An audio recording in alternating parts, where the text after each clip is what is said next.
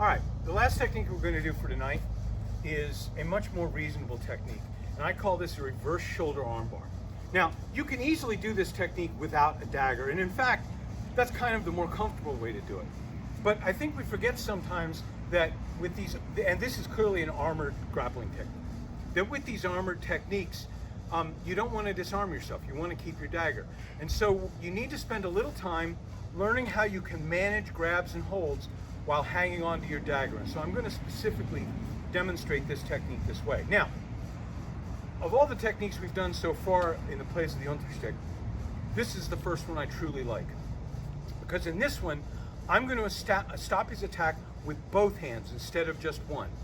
Then I'm going to turn under his arm, pull it up over my shoulder, and break his elbow over my shoulder facing the other way.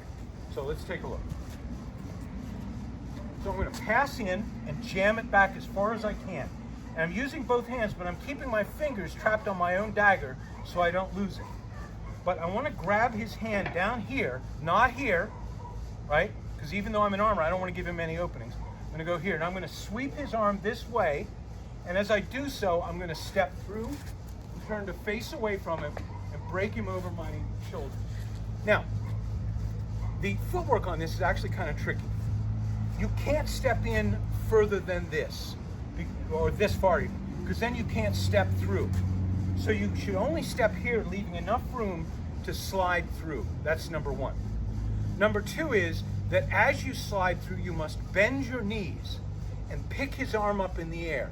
And the goal is that when you're breaking his elbow, what you're going to do is you're going to lift or straighten your knees as you pull down on the arm. So it should happen in one motion. Down with the arm, up with the knees, right? So as I come here, I'm going to lift up. Now I'm bent down, and I'm going to break right over the elbow, okay? Or right on his elbow. That's the other thing. I sometimes see guys who get in too far like this. Now I'm not saying you couldn't do a throw from here, you could, but it's not going to be an elbow break. So you have to have good judgment as to length and measure in this case so that you can put yourself in the right spot.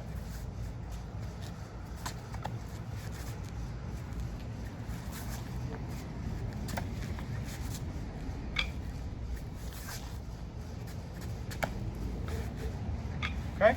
Again, you can see I'm not reaching out to grab him. I'm slamming down with a direct line movement to stop his vector of force. Let's go on the other side.